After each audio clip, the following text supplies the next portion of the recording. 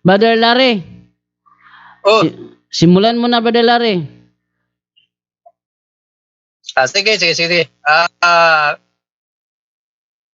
Kagabi kasi yung napag-uusapan namin kagabi sino ba yung kausap ko bro kagabi? Si Brother John Ray at saka ewan ko, nakasali ba si Brother Angel kagabi? Mukhang Brother John Ray yun at saka si Brother Wendell.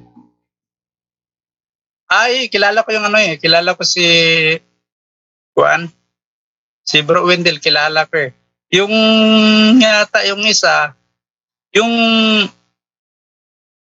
si John Ria ata yung kausap ko kagabi. Oh, si John Ray yun. Oo. Ang Juan, sabi kasi kagabi, binasa nila yung 11:25 yata kung hindi ako nakakalimot na nakalagay roon. Ay, ang sarong ito ay ang bagong tipan. Ngayon, ito tanong ko. Doon ba sa binabasa niya, may nakalagay doon na si Kristo ang tipan o wala? Brother John Ray, pakisagot sa'yo, Brother John Ray, sa'yo direct ang question niya. Bro, pakiulit yung tanong, hindi ko narinig. Sabi niya, nung binasa mo kagabi kasi na yung saro, yun ang bagong tipan. Ang tanong niya ngayon, doon sa binasang mong yun, na may mababasa ba daw doon na si Kristo ang tipan? Okay, no? Kaya nga, yun ang point ko po dyan doon na kailangan explain. Ano ang connection ng Panginoong Kristo sa tipan? No, Hindi, kasi, akala ko ba, bro, akala ko ba yung tanong ay sasagutin? Yes, sagutin mo muna, Bro John Ray, kung meron ba doon o wala, Brother John Ray. o kaya nga, sasagutin nga natin mo dyan doon, no? Siyempre, kung alitra-litra ang hinahanap niya, wala. Ano ba naman? Kaya nga i-explain no, ano ba ang connection, no, nung pagiging yung tipan sa ating Panginoong Kristo? Kasi, kung babalikan natin, ang pagkikipagtipan ng Diyos, meron niyang silyo, no? Unahin ko ang una nakipagtipan ng Diyos kay Abraham, no?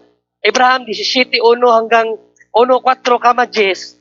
Nakipagtipan siya kay Abraham na si Abraham maging pinuno ng bayang pipiliin ng Diyos. At ang silyo nun yung pagtutuli. Kung sabaga, sa panahon natin ngayon, pag mayroon tayong ginawang covenant sa kahit sino, sa panahon natin ngayon, kailangan may notaryo para yung napag-arguhan nyo o napag-atawag dyan, yung napag-usapan nyo ay matibay talaga. So, in the same manner, sa ating Panginoong Diyos, kapag nakipagtipan siya sa tao, mayroong silyo, at ang silyo nun, para tunay na ikaw ay kasapi na ng Diyos, tutuloyin yung mga batang lalaki. So, yun yung partial na tipan ng Diyos sa bayang Israel. Tapos, ang completion yun kay Moises na. O, ibinigay na ng Diyos yung ang unang tipan, kabuuan ng unang tipan. O, ano ba yung tipan na yung Diyos? Marami yun. Kung babasahin natin, Exodus 9, chapter 19, 20-23. Yun ang tipan ng Diyos na kailangan sundin ng mga Israel. Utos yun na, hindi yung persona. Kasi sa'yo kasi, iniisip mo na yung covenant is persona. Kaya utos yung covenant, yung covenante ng Diyos na kailangan sundin ng mga Israelita na pinili ng Diyos at ang Diyos naman na nagpili sa kanila. Kung sabaga yun yung katbayan ng kanilang relasyon na kailangan yung covenant masunod ng mga tao. So, Exodus 19, chapter 19-23, yun yung covenant. At may silyo, ano ang silyo nun? Babasahin mo naman 24:4-5, yung pagkakatay ng hayop. Yun ang silyo para talagang may natupad na kasunduan. Kung babasahin mo ang Exodus 24:4-5. Ngayon sa Panginoong Kristo, kasi ayon kasi sa basahin mo dyan Hebrews 8:7, sa magandang balita Biblia, ang unang tipan ay walang naging bisa. Basahin mo bro, Hebrews 8:7. Magbabasa pala ako dito. Okay, so ito. Magandang balita. Kailangan kasi bro dyan kinakailangan basahin kasi para maunawaan ng mga nanonood. Ito. Kung walang kakulangan ng unang tipan, hindi na sana nangangailangan pa ng pangalawa. So nagkakulang ang bagong tipan, kaya kinakailangan ng pangalawa. Ano ba yung kakulangan? Yun yung katigasan ng ulo ng mga Israelita. Exodus 33:1-4, 1 to 5, matigas ang ulo ng mga Israelita, kaya hindi na sila sinamahan ng Diyos. Kaya nga, kung mabasahin mo naman sa Hebrews 7:18, Bro Jando, magandang balita pa rin. 7:18. Oo. Kaya nga, inalis ang naonang alituntunin dahil sa ito'y mahina at walang bisa. Tinanggal yung unang tipan ng Diyos sa mga Israelita, hindi naging mabisa dahil sa katigasan ng kanilang ulo. So ano ang nangyari? Hebrews 8:8 hanggang 13, Bro Jando, basahin mo. 8:8 hanggang 13. Ngunit nakita ng Diyos ang pagkukulang ng kanyang bayan, kaya't sinabi niya, darating ang araw, sabi ng Panginoon, nagagawa ko ng bagong tipan sa bayang Israel at sa bayang Huda. Hindi ito magiging katulad ng tipang ginawa ko sa kanilang mga ninuno nang ilabas ko sila sa Ehipto, sapagkat hindi sila naging tapat sa pagkikipagtipan sa akin, kaya't sila'y aking pinabayaan. Ganito ang gagawin kong tipan sa bayan ng Israel pagdating ng panahon, sabi ng Panginoon. Itatanim ko sa kanilang pag-iisip ang aking mga utos. Isusulat ko ito sa kanilang puso. Ako ang kanilang magiging Diyos at sila ang aking magiging bayan. Hindi na kailangang turuan ng isa't isa at sabihin kilalanin mo ang Panginoon, sapagkat ako'y makikilala nilang lahat, mula sa pinakaaba hanggang sa pinakadakila, sapagkat patatawarin ko ang kanilang mga kasalanan at kalilimutan ko na ang kanilang mga kasamaan. Nang sabihin ng Diyos ang tungkol sa bagong tipan, pinawalang bisa na niya ang una, at anumang nawawala ng bisa at naluluma ay malapit nang mawala. So malinaw na yung bagong tipan, utos pa rin yun, na kung saan ang Diyos mismo ang maglalagay sa isip at sa puso ng tao. Kung dati yung tipan niya, pinasulat lamang niya sa bato, pinasulat na kay Moises, sa bagong tipan, Diyos mismo ang naglalagay sa ating isip at puso. No, na hindi na babasahin Diyos na mismo, tawag yan inner faith sa theology. Ngayon, ano ang silyo ng tipan na yan sa New Testament? Yun yung Kristo. Siya yung katibayan ng tipan na yan. Hebrews 7:22 mo dyan do. Okay, 7:22 ng Hebreo. Ganito. Dahil sa pagkakaibang ito, si Jesus ang siyang katiyakan ng mas mabuting tipan. Ayan. Si Jesus ang katiyakan ng mabuting tipan. Ano yung tipan na yon? Lucas 22:19-20. O, 20 na lang dyan do. Diretso na. Para madali. Lucas 22:20. 22:20. Okay, ito sabi sa 22:20. Gayon din naman, dinampot niya ang kopa pagkatapos maghapunan at sinabi, ang kopang ito ang bagong tipan ng Diyos na pinagtibay ng aking dugo. Ang aking dugo ay mabubuhos alang-alang sa inyo. So malinaw na. Ano yung tipan? Kailangan nating ma-receive yung dugo ni Kristo. Yung kanyang nagpalinis sa atin. Pag na-receive mo yan, yan ang katibayan na nasunod mo ang bagong tipan ng Diyos. Yun ang sagot natin. Kaya sa bagong tipan, ang Kristo na mismo ang siyang katipan natin. Hindi na yung utos lamang katulad ng unang mga utos ng Diyos. Kasi nga, hindi yun naging mabisa sa Israelita eh. Inutos lang sa kanila, hindi naman nila sunod. Pero ngayon sa bagong tipan, Kristo na mismo ang kailangan natin tanggapin. Dahil kapag natanggap mo, yung dugo na yun, ibig sabihin, ikaw bilang Kristiyano, nakasunod ka o nakipagtipan ka sa Diyos mismo. Kaya yun ang aming sagot. Okay. Yun daw sagot, Brother Larry.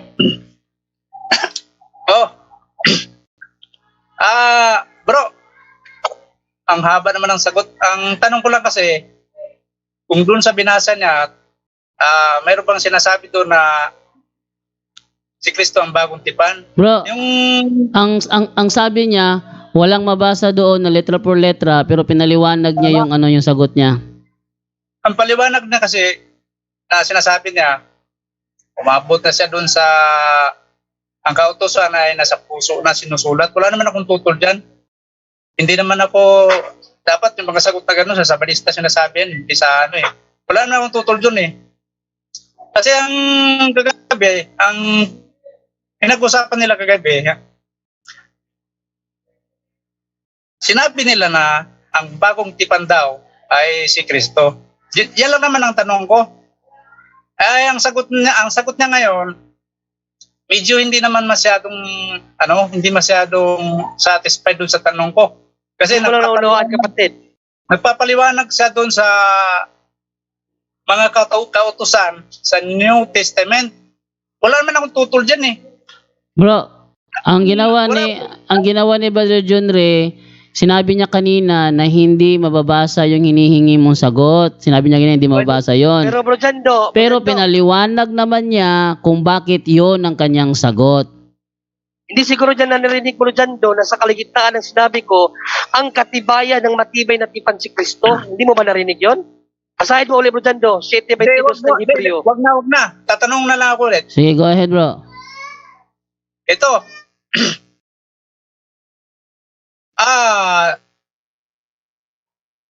Sa ano ba? Sa Bro John Ray, sa iyong pananaw,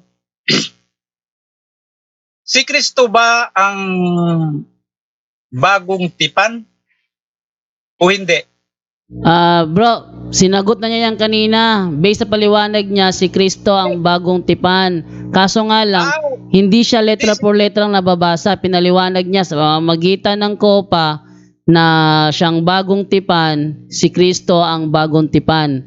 Yun ang paliwanag ni Brother Judy. Sinagot niya yan kanina, bro. Ngayon, kung nabanggit niya si... Hindi, ganito. Saglit lang Bro Jando, paliwanag ko, hindi naunawaan ang aking sagot. Ako muna. Hindi, mali ang sagot ni Bro Jando sa'yo. Ayon sa paliwanag ko, ang tipan, sabi ko nga, ang tipan sa bagong tipan, Diyos mismo ang naglagay sa ating isip at puso. Hebreos 8:10-11. Diyos mismo ang maglilagay ng tipan sa kanyang bagong Israel. Ilalagay niya sa isip at sa puso ng kanyang pipiliin. Ngayon, ang silyo ng tipan na yun, kung sabaga, para tumibay ang tipan na yun, kinakailangan ng silyo. At ang naging silyo nun si Kristo. Hebreos 7:22, basahin mo na lang Bro Jando uli yung Hebreos 7:22 para maunawaan niya. Okay, ito naman, Hebrews 7:22. Ito ang sabi, dahil sa pagkakaibang ito, si Jesus ang siyang katiyakan ng mas mabuting tipan. Si Jesus ang katiyakan sa mabuting tipan. Kung sabaga, yung tipan ng Diyos na inilagay niya sa isip at puso ng tao, magiging lang yun, effective. No, kapag nasunod natin yung sa sinabi ni Kristo na receive His body and blood.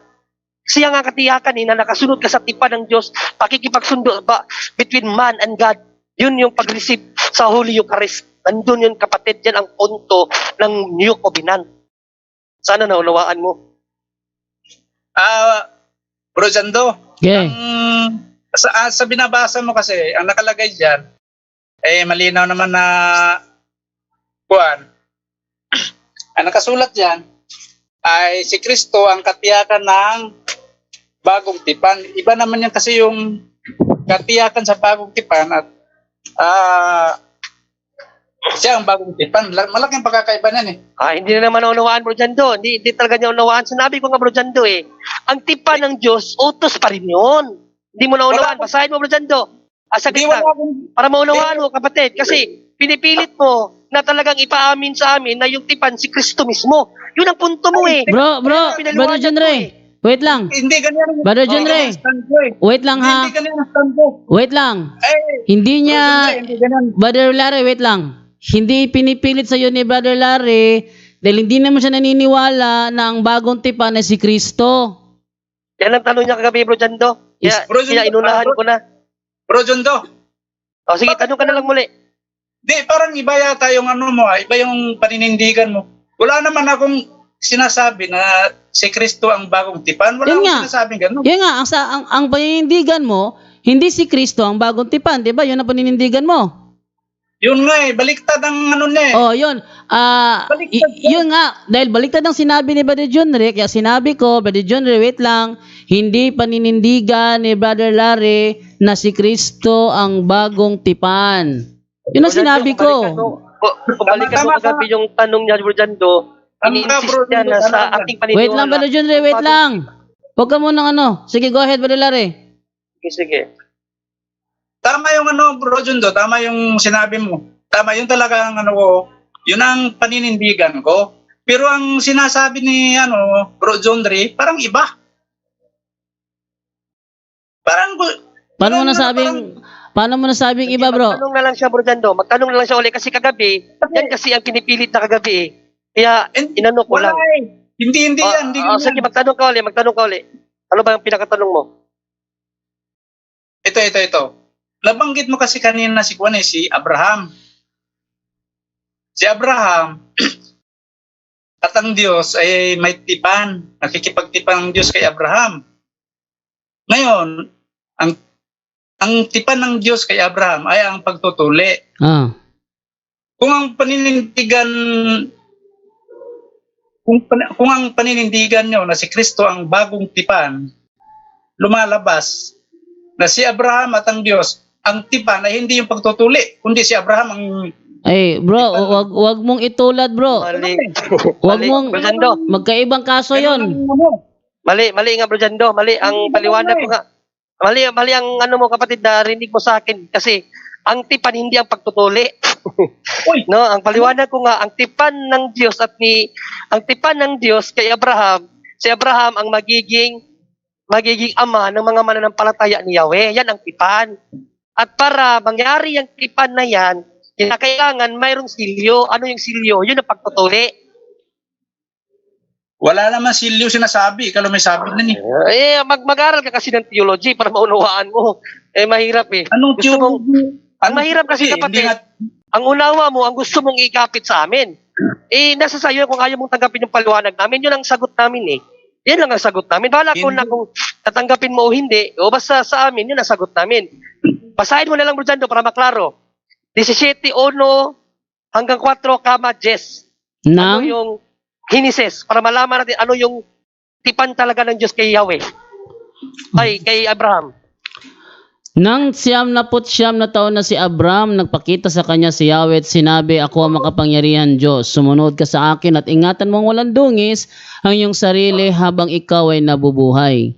Ako'y magkikipagtipan sa iyo at lubhang pararamihin ko ang iyong lahi. Pagkarinig, Ano yung tipan niya, Bro Jando? ako'y magkikipagtipan sa iyo." Na pararamihin ang kanyang lahi, patuloy. Pagkarinig nito ay nagpatira pa si Abraham, sinabi pa sa kanya ng Diyos, "Ito ang aking tipan sa iyo, ikaw ay magiging ama ng maraming bansa." Yun ang tipan niya kay Abraham. Si Abraham ang magiging ama ng maraming bansa. Ano ngayon ang silyo niyan? Suggest, idiretso mo suggest mo dyan do. Ganito ang iyong gagawin. Lahat ng lalaki sa inyo ay tutuliin. Yun yung silyo na ibig kong sabihin. Kung sabaga, para mapabilang ka sa lahi na tipan ng Diyos kay Abraham, kailangan kang matuli. O yun yung silyo. Kung sabaga, sa panahon natin ngayon, kapag nakipagtipan ka sa isang kumpanya, kailangan yung Pirmahan. yung in the agreement, yung kinanglan, may silyo ng notary para matibay yung pinag-usapan niyo. O yan ang exegesis, kapatid. O kaya yung tuli, hindi yun yung tipan. Yun yung silyo ng kanilang tipan na si Abraham ay magiging ama ng mga mananampalataya ni Yahweh. Brother Larry. Tama naman nakasulat naman yung yung magiging ama siya sa lahi noong mga panahon na yun. Wala akong tutol dyan. Ang tinutumbo ko kasi, kung sa pakikipagtipan, kung si Kristo ang bagong tipan, lumalabas si Moises at si Moises at si Abraham, lumalabas parang silang tipan. Hindi nga, bro. Hindi nga, bro. Wag mong itulad. Magkaibang ang kanina, bro, ang explain ko kanina, ang tipan naman ni Yahweh kay Moises, yun yung completion sa unang tipan, no? Kasi kay Abraham, partial pa lang yun. Partial ng kanyang pakipagtipan sa mga Israel. Pagdating kay Moises, yun yung completion ng unang tipan ibinigay kay Moises. Napakarami nun. Utos yun. Basahin mo, Exodo chapter 19, 20, 21 to 23. Doon ang kanyang tipan. Ano naman ang silyo nun? Basahin mo muna dyan do. Exodo 24, 4, 5. Exodo 24, 4 hanggang 5. Yun ang silyo na kanyang pakipagtipan ni Moises. Isinulat ni Moises ang lahat ng utos ni Yahweh. Kinabukasan, maagang-maaga siyang nagtayo ng altar sa paanan ng bundok. Nagtayo rin siya ng 12 bato na kumakatawan sa 12 lipi ni Israel. Pagkatapos, inutusan niya ang ilang kabataang lalaki na magdala sa altar ng mga handog na susunugin. Sila rin ang inutusan niyang pumatay ng mga hayop na gagamitin bilang handog sa pagkikipagkasundo kay Yahweh.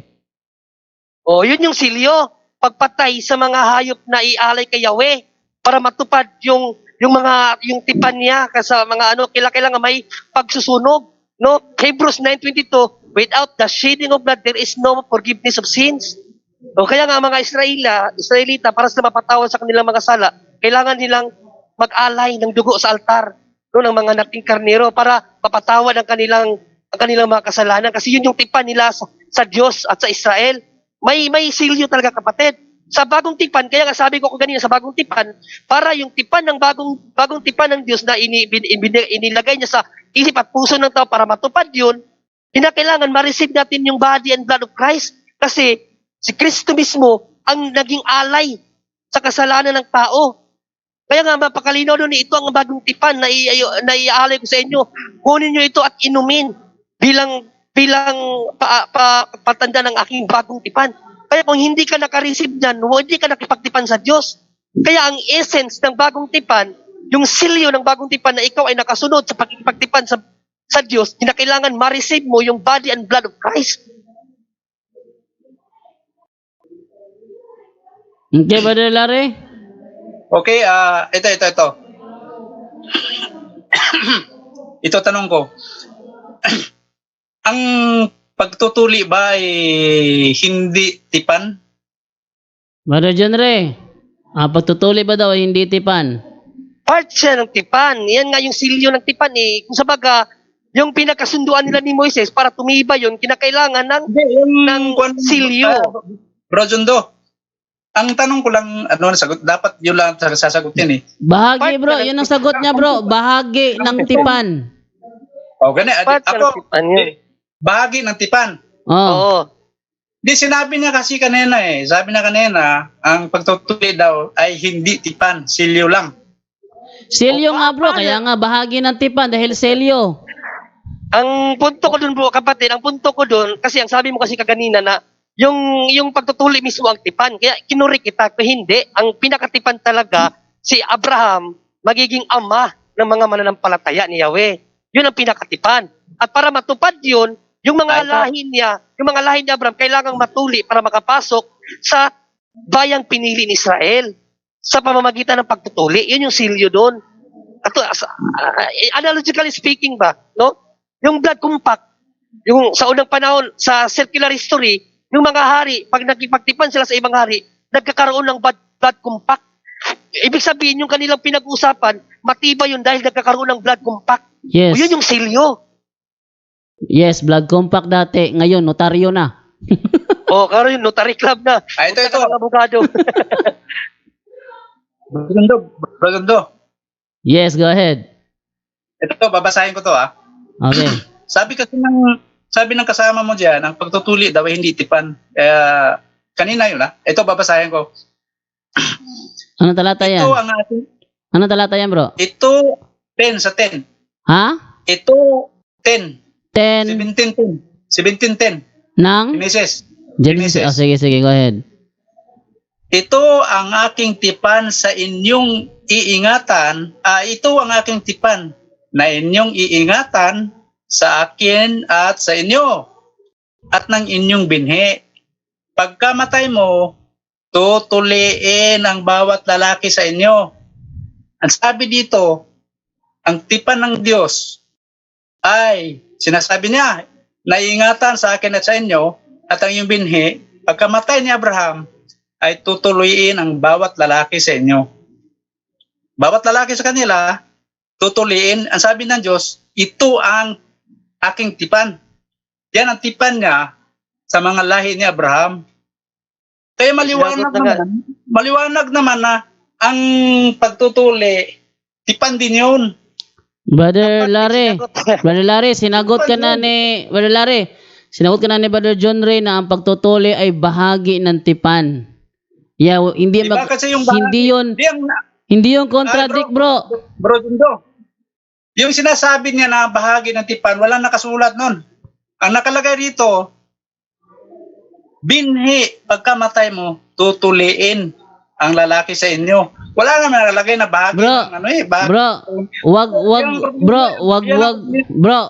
Wag kang masyadong wag masyadong pilosopo dahil though hindi nga nabasa doon na yon ay selyo, pero kung uunawain ang talatang kaya ni Soriano ba, walang nabasa sa Biblia na bawal sigarilyo. Nalala mo yung debate ni Soriano at saka ni Blanco? Walang nabasa sa Biblia na bawal sigarilyo. Pero nung binasa niya ang Galatia 5:19 patuloy, sinabi niya, kasamang sigarilyo doon, kasama ang shabu, kasama ang marijuana doon, di ba? Do walang nabasang shabu, sigarilyo, marijuana. Ganyan ang ibig sabihin ni Brother John Ray. Merong yung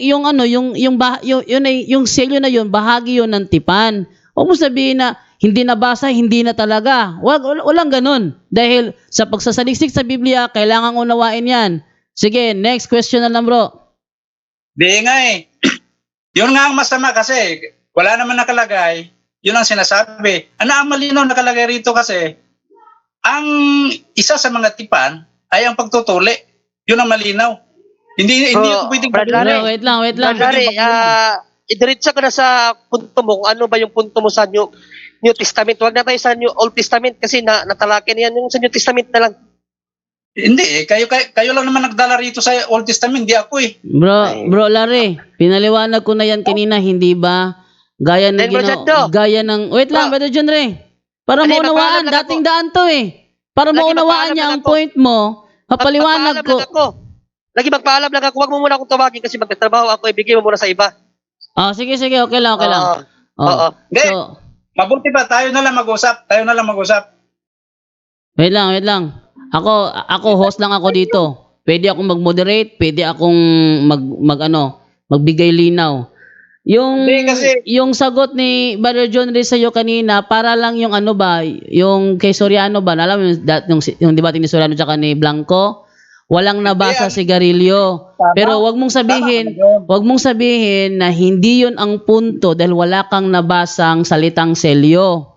Wag mong sabihin ganun. Para lang yung sigarilyo na kung mabasa ko, sabi ni Soriano, kung mabasa kong sigarilyo, minimum talo ka na. Di ba ganun ang nangyayari? Kung dating daan ka, maunawaan mo ang ibig sabihin ni Brother John Ray. Iba yun. Anong iba yun? Walang nabasa sigarilyo doon. Iba ako magbabasa ako dito, mayroon na ang pagtutuli ay tipan. Bahagi nga niya lang sagot eh. Iniiba niya. Iba yung sitwasyon ni Brother Soriano at sa atin ngayon. Bro, pareho lang yan bro. Kasi ang sabi mo kasi, walang sinasabi na, tumahimik ka muna. Kasi walang sinasabi kasi doon kasi, sabi mo kasi kanina, walang sinasabi doon na selyo. Gawa mo lang yon. Pinaliwanag ni John Ray na yung tuli, bahagi ng tipan yon dahil yon ang selyo ng pagtipan niya kay Abraham na siya magiging ama ng mga bansa. Ngayon, kung nabasa mo na ang tuli ay tipan, hindi yung contradict sa tindig ni Brother John Ray kanina. Dahil sabi niya, bahagi. Ayun. So, move na tayo sa next na tanong. Go ahead. Magre-react lang ako dun sa sinabi mo. Okay. Unang sinabi niya kanina, ang tipan ay si Abraham ay magiging ama sa mga lahi niya. At ang pagtutuli ay hindi daw yun ang tipan. Yun ang sinabi na, hindi ko naman nakakalimutan, naririnig ko eh. Yun ang narinig ko, kaya pinansin ko eh. Okay. Nagbasa ako ng talata. Okay. Nagbasa ako ng talata na ang pagtutuli ay tipan. Okay. Pwede naman hindi ko tutulan yung sinasabi ng Silio eh. Ang tinututulan ko lang, ang sinabi niya, ang pagtutuli ay hindi tipan. Ayun. Kaya nga tinatanong ko siya eh, kung tipan ba ang pagtutuli? Binago niya ang sagot. Sabi niya, part daw ng tipan ang pagtutuli. Okay. Part daw ng tipan ang pagtutuli. Okay, naunawaan ko na bro. Okay, Pinaklaro ko lang. Okay, naunawaan ko na. Talagang narinig ko rin kanina na sinabi ni Brother John Ray na teka. Ba't nawala? may nangyayari. Wait lang ha, may nakialam na naman.